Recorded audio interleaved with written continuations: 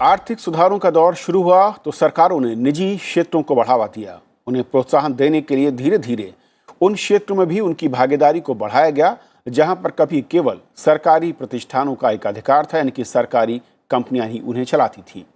सरकार ने कई कंपनियों में अपनी हिस्सेदारी कम की और कई कंपनियों से अपने आप को अलग कर लिया। इसी प्रक्रिया को हम विनिवेश भी कहते हैं। इससे सरकार को वित्तीय लाभ हुए और कई जगह बीमार कंपनियों को फिर से खड़ा भी किया गया। इस बार के बजट में भी वित्त मंत्री निर्मला सीतारमण ने विनिवेश के जरिए 2.25 लाख करोड़ रुपए जुटाने का लक्ष्य रखा है। लेकिन विनिवेश की राह भी आसान नहीं है। ऐसा कई बार हुआ है कि जब सरकार ने कोई विनिवेश का लक्ष्य तय किया हो लेकिन वो हासिल नहीं हुआ हो। उदाहरण के लिए 2014-15 में सरकार ने बजट में तय किए लक्ष्य का केवल 56% ही वो रकम जुटा पाई। 2015-16 में विनिवेश के लक्ष्य का मात्र 34.5% ही लक्ष्य हासिल किया जा सका। 16-17 से लेकर 2018-19 तक सरकार ने विनिवेश के लक्ष्य को हासिल करने में अच्छी सफलता दिखाई। 2017-18 में तो लक्ष्य से भी ज्यादा यानी 138% सफलता हासिल हुई। साल 2020-21 के बजट में 2,10,000 करोड़ रुपए का लक्ष्य रखा गया, लेकिन कोविड के चलते मात्र 19,499 करोड़ रुपए ही जुटाए जा सके। तो विनिवेश का लक्ष्य पा लेना ही एक बड़ी चुनौती है। विनिवेश को लेकर गहरे राजनीतिक और वैचारिक मतभेद भी हैं जो राह को और कठिन करते हैं। लेकिन आज हालात अलग हैं। कोविड-19 के कारण सरकार के संसाधन कम है और दूसरी तरफ विकास के लिए उसे अपने खर्च को बढ़ाना है। ऐसे में विनिवेश एक जरूरत है। तो विनिवेश के रास्ते में आने वाली बाधाओं को कैसे खत्म किया जाए और ये बाधाएं हैं क्या, और क्या all time high stock market कंपनियों में हिस्सेदारी बेचने का सही मौका है, और क्या इस वक्त सरकार को वो खरीदार मिलेंगे और वो रकम हासिल हो पाएगी जो सरकार का लक्ष्य है। इसी पर आज करेंगे अर्थनीति में चर्चा। हमारे साथ दो खास मेहमान इस मसले पर जुड़ रहे हैं। डॉक्टर सुभाष चंद्र पांडे जी हमारे साथ हैं, जो कि पूर्व वित्तीय सलाहकार गवर्नमेंट ऑफ इंडिया में रहे हैं। सर, आपका बहुत बहुत स्वागत है। और हमारे साथ दूसरे खास मेहमान दिलीप चुनाव जी हैं, सेक्रेटरी जनरल हैं फिक्की से। आपका भी बहुत बहुत स्वागत है। शुरुआत में डॉक्टर सुभाष चंद्र जी आपसे करना चाहूँगा कि 1991 से जब आर्थिक उदारीकरण का दौर शुरू हुआ और ख़ासतौर पर जो राजकोषीय घाटा है उसको कम करने के लिए विनिवेश को एक टूल के तौर पर और सरकारी कंपनियों के प्रबंधन को ठीक कर उसकी उत्पादकता को बढ़ाने के लिए इस रास्ते को लाया गया। अलग अलग कमेटियों ने रिकमेंडेशंस दी। लेकिन अगर हम इस बार के बजट को देखते हैं और कोविड के बाद जो लक्ष्य है, ये कितना बड़ा लक्ष्य नजर आता है, इस बात को ध्यान में रखते हुए कि जो पिछले साल का लक्ष्य था उसको हमने अब तक कितने फीसदी अचीव किया है? जी कविंद्र जी, मैं आपकी आज की चर्चा को व्यापक परिप्रेक्ष्य देने के लिए कुछ आंकड़े आपके सामने प्रस्तुत करना चाहता हूं। सीएजी की एक रिपोर्ट है 18-19 की, रिपोर्ट नंबर 7 2020 की, जिसमें उन्होंने सारे पब्लिक सेक्टर अंडरटेकिंग्स का जिनका उन्होंने ऑडिट किया है उसका एक व्यापक लेखा है। तो है कि 668 ऐसी कंपनियां हैं जहां सरकार की भागीदारी है या सरकार का कंट्रोल है, और उसमें से 434 कंपनियों के अकाउंट वो देख सके जो उनको उपलब्ध कराए गए। और इन 434 कंपनियों में करीब 32 लाख करोड़ की पूंजी लगी है, जिस पर 10% के करीब रिटर्न मिला है। लेकिन ये रिटर्न भी ये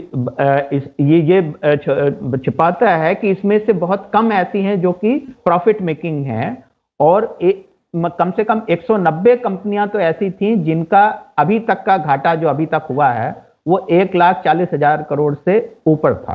तो जो भी प्रॉफिट आ रहा है वो मुख्य रूप से ऊर्जा और खनिज के क्षेत्रों में जो कुछ कंपनियां हैं, पेट्रोलियम, पावर, कोल वगैरह, उनसे ही आ रहा है ज्यादा। बाकी जो है वो घाटे में है या मामूली प्रॉफिट में है। और इसके अलावा करीब 2 दर्जन कंपनियां ऐसी भी थीं जिनका प्राइवेट सेक्टर से कंपटीशन है और अपने सेक्टर में, और पिछले 3 से 5 सालों में उनका जो रिटर्न है इक्विटी पर वो अपने प्राइवेट सेक्टर काउंटर पार्ट से कम रहा है।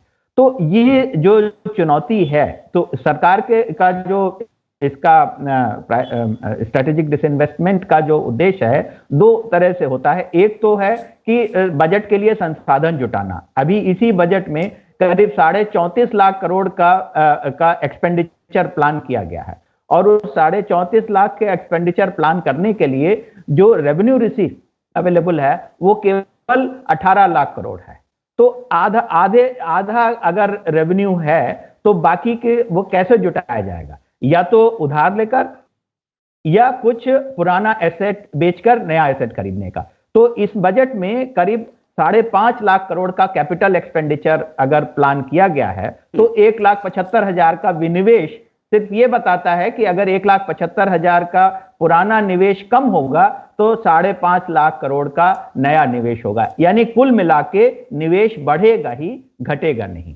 तो ये है। और दूसरे जो कई ऐसे क्षेत्रों में कंपनियां हैं जहां केवल संसाधन जुटाने की बात नहीं है, ये है कि ये कंपनियां सरकार के लिए बिजनेस करना इनमें मुश्किल है। जिस तरह के सरकार में बंधन है सरकारी अधिकारियों पर, मंत्रियों पर, तो जिसके चलते वो उस प्रकार से बिजनेस को नहीं चला सकते हैं, उनकी कठिनाई है, अक्षमता है। तो इसलिए बेहतर यह है कि जहां पर भी डेवलप हो गया है सेक्टर, कंपटीशन है, तो उसको प्राइवेट सेक्टर को दे दिया जाए और सरकार वहीं रहे जहां अभी भी उसकी जरूरत है, और सरकार ने उन क्षेत्रों को भी चिन्हित किया है। पारे सर, एक चीज लेकिन अगर हम कोई ऐसी रिपोर्ट याद आती हो जहां पर 1991 के बाद अलग अलग कंपनियों में जो हिस्सेदारी सरकारों ने बेची, शुरुआती सीमा 20% थी, बाद में से 49% जो रिकमेंडेशंस हुई कमेटियों की ओर से उसको बढ़ाया गया, और बाद में से कुछ सेक्टर्स में और ज़्यादा बढ़ाने की बात कही गई। क्या वो हिस्सेदारी बेचने के बाद वो सार्वजनिक उपक्रम घाटे से फायदे की तरफ आगे बढ़े, या स्ट्रेटेजिक जब हम सेल की बात करते हैं तो वहाँ पर मिनिमम हिस्सेदारी अगर 50% से कम अगर प्राइवेट सेक्टर के हाथ में नहीं है तो उसका घाटे से मुनाफे में आना मुश्किल दिखता है? देखिए कविन जी, पहली चीज तो इस तरह के आकलन में हमेशा एक चीज एक कमी रहती है कि हम आकलन कर रहे हैं पीछे की तरफ देखकर। तो ये जैसा कि कई बार ऑडिट को भी इस बारे में वो कहा जाता है कि बेनिफिट ऑफ हिंडसाइट के साथ किसी को असेस करना। तो अगर ये ना होता तो क्या होता, ये हाइपोथेटिकल सिचुएशन है। फिर भी ये देखा जाए कि स्ट्रेटेजिक डिसइन्वेस्टमेंट के बहुत कम मामले हुए हैं, और जो रिसोर्स सेक्टर में जैसे बाल्को, हिंदुस्तान जिंक और कुछ दूसरे सेक्टर्स में जहां पर मतलब इतने उदाहरण इतने कम हैं कि उसकी फाइंडिंग्स को जनरलाइज नहीं किया जा सकता। और जो इसके आलोचक हैं वो कह सकते हैं कि अगर कहीं पर अच्छी वृद्धि दिखने को मिली भी है तो वो दूसरे कारणों से है, केवल मैनेजमेंट के चेंज करने से नहीं हुआ है। तो इसलिए वो हमेशा एक डिबेटेबल रहेगा कि ये प्राइवेटाइजेशन की वजह से हुआ या बगैर प्राइवेटाइजेशन के भी ये हो जाता सुधार। तो इसलिए उस बहस में ना पड़ना ही उचित है। देखने की बात यह है कि सरकार क्या वो बिजनेस करने में सक्षम है, क्या वो व्यावसायिक निर्णय लेने में सक्षम है उतनी तेजी से। कई सेक्टर्स में पब्लिक सेक्टर कंपनीज इसलिए बीमार हो गई क्योंकि उनमें टाइम से जब टेक्नोलॉजी और इन्वेस्टमेंट की जरूरत थी वो नहीं दिया गया। उसके बहुत सारे कारण हो सकते हैं, लेकिन उसके बाद वो पीछे होती गई, और जैसे जैसे पीछे होती गई तो सिकनेस और बढ़ती गई। तो अगर हम इसको आज की उसमें देखें तो ये जो लिगेसी है ये बहुत पुरानी लिगेसी है। बहुत सारी ऐसे कंपनियों को उदाहरण में गिना सकता हूं जहां पर उसको क्लोज भी नहीं किया, और वो न तो क्लोज हुई न रिवाइव हुई, और एक कोमाटोज स्थिति में उसको सालों साल खींचा गया। ऐसे तो सरकार अगर किसी व्यावसायिक उसको उपक्रम को नहीं चला सकती है तो निकलना ही उचित है, ये कहने का। दिलीप सर, अगर हम विनिवेश के लक्ष्यों को देखते हैं, और जैसे कि हम ग्राफिक में देख भी पाएंगे कि 14 से लेकर अब तक के अलग अलग वर्षों में जो लक्ष्य सरकारों ने तय किए और जो अचीव किए गए, सिर्फ दो ही मौके ऐसे दिखते हैं जहां पर 17-18 या 18-19 में जहां पर जो लक्ष्य तय किया गया हमने उससे ज्यादा रकम जुटाई, यानी कि सरकार ने। लेकिन 2019 और 2020 का जिस तरीके से हाल रहा है कोविड के चलते, और उसके बाद इस बार के जो लक्ष्य तय किए गए हैं वो कितने ज़्यादा आपको लगता है कि फिजिबल नज़र आते हैं? और जो इस वक्त का इन्वायरमेंट है, चाहे वो हम शेयर मार्केट का ऑल टाइम हाई में देखें या इंटरनेशनल सिनारियो में इंडिया की पोजीशन को देखें या ईज़ ऑफ डूइंग बिजनेस के नज़रिए से हमारी रैंकिंग को देखें, ये कितने अचीवेबल लगते हैं? प्रवीण, अभी जो आपने जो प्रश्न के शुरुआत में जो 2 साल कहे थे, जो 17, 18, 18, 19 में लक्ष्य प्राप्त हुए थे, इसके पीछे एक छोटा सा कारण है जो अक्सर लोग पहचान नहीं पाते हैं। क्योंकि जब अरुण जेटली ने 2016 में जब बजट पेश किया था, उन्होंने जो ये डिसइन्वेस्टमेंट डिपार्टमेंट है उसको निकाल करके फाइनेंस मिनिस्ट्री में अंदर लेके आ गए। तो जब वो फाइनेंस मिनिस्ट्री के अंदर लेके आ गए तो वो जो लाइन मिनिस्ट्रीज के साथ जो उनका संबंध था और जो अलग अलग जैसे कई बार बताया गया है कि थोड़ी अटकनें आती थी या लोग उसको डिसइन्वेस्टमेंट के प्रोसेस को आगे ले जाने से थोड़े से प्रॉब्लम्स आते थे। तो इसलिए वो डाइपैम जब वो मिनिस्ट्री ऑफ फाइनेंस के अंदर आया तो एक तरीके से उसके जो पूरा जो स्ट्रैटेजी है और उसका जो पूरा जो प्लान है एक तरीके से एक साइकिल में आ गया।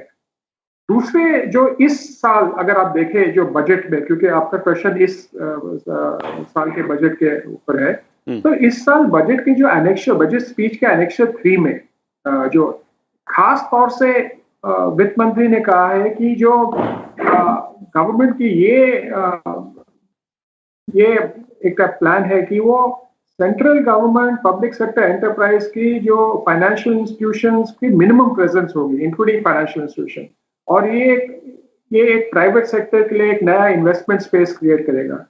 दूसरा जो पोस्ट डिसइन्वेस्टमेंट जो है, जो बाकी जो स्ट्रेटेजिक जो पब्लिक सेक्टर अंडरटेकिंग्स है और ये इनका इकोनॉमिक ग्रोथ जो होगा वो financial institutions, infusion of private capital, technology और बेस्ट मैनेजमेंट प्रैक्टिस का एक तरीके से उसको आके लेके, जैसे सुभाष जी ने कहा था कि उनकी अगर ग्रोथ हो जाएगी, उन्होंने ये भी कहा था कि ये ग्रोथ पब्लिक सेक्टर की वजह से पब्लिक सेक्टर को प्राइवेट सेक्टर को कन्वर्ट करने हैं कि किसी और कारण के लिए, तो वो एक क्वेश्चन बाद में पता चलेगा। और जैसे भी इस बजट स्पीच में कहा था कि जो डिसइन्वेस्टमेंट के जो प्रोसीड्स होंगे वो सोशल सेक्टर और डेवलपमेंट प्रोग्राम्स को गवर्नमेंट को एक तरीके से फाइनेंस करेंगे। और इसके फिर उसने जो पॉलिसी फीचर्स दी थी इसके अंदर के जो सारे जो एग्जिस्टिंग पब्लिक सेक्टर अंडरटेकिंग्स है, पब्लिक सेक्टर बैंक्स है, पब्लिक सेक्टर इंश्योरेंस कंपनीज को ये सारे कवर करेगा और इनको एक तरीके स्ट्रेटेजिक और नॉन स्ट्रेटेजी में किया। पहले तो था तो एक ये स्ट्रेटेजिक और नॉन स्ट्रेटेजिक का एक ये अंतर नहीं था, और अब उन्होंने कहा कि खाली एटॉमिक एनर्जी, स्पेस और डिफेंस स्ट्रेटेजिक सेक्टर कहलाए जाएंगे एक। दूसरा ट्रांसपोर्ट और टेलीकम्युनिकेशन, और इसमें भी गिने चुने जो हैं, और पावर, पेट्रोलियम और कोल और थोड़ा सा जो मिनरल्स हैं, और banking and insurance and financial services, ये 4 स्ट्रेटेजिक सेक्टर्स है। और इसमें भी उन्होंने कहा था कि इनकी बेयर मिनिमम प्रेजेंस होगी, और रिमेनिंग जो पब्लिक सेक्टर अंडरटेकिंग इसमें ये इनको या तो प्राइवेटाइज किया जाएगा या उनको मर्ज किया जाएगा या उसको दूसरे के साथ सब्सिडी बनाया जाएगा। और जो नॉन स्ट्रेटेजिक सेक्टर है एक तरीके से वो या तो वो प्राइवेटाइज किए जाएंगे या बंद किए जाएंगे। तो कई साल बाद ये एक तरीके से बिल्कुल साफ तरीके से ये एक नीति आई है, और ये जो लक्ष्य जो 1,75,000 करोड़ का है, इसमें जो LIC का IPO है वो भी एक तरीके से जुड़ा हुआ है, और 2 बैंक्स और जो एक और इंश्योरेंस कंपनी है वो प्राइवेटाइजेशन का है। तो एक तरीके से जो और वित्त मंत्री ने स्पीच में ये भी कहा था कि ठीक है, रिवाइज एस्टिमेट भी वो 32,000 करोड़ का डिसइन्वेस्टमेंट का उसके करीब एस्टिमेट रखा है, लेकिन जो BPCL है, एयर इंडिया है, और जो इस साल जो डिसइन्वेस्टमेंट होने वाले थे वो भी एक तरीके से पूरा किया जाएगा। तो अभी पहले जो था अलग अलग, जैसे एयर इंडिया के आप उदाहरण ले लीजिएगा, पहले जब उन्होंने डिसइन्वेस्टमेंट का एक तरीका किया था उसमें कोई बिडर नहीं आए थे जी। फिर उन्होंने उसको रिवाइज किया, फिर भी एक थोड़ा सा चैलेंज आया था। अब जो है कि लोग कहते हैं कि काफी बिड्स आ गए हैं, तो ये एक डाइपैम के अंदर एक लर्निंग प्रोसेस था, और हमें ये लगता है कि इस साल जितने भी हमने जो पिछले सालों में जो लेसन्स एक तरीके से सीखे हैं, इस साल हम उसको एक तरीके से उसको इम्प्लीमेंट किए जाएंगे, और ये काफी हद तक डिसइन्वेस्टमेंट का टारगेट मीट किया जाएगा। और हमारा ये सोचना है कि टारगेट भला ही अच्छा रखें और ना अचीव करने से बेहतर है कि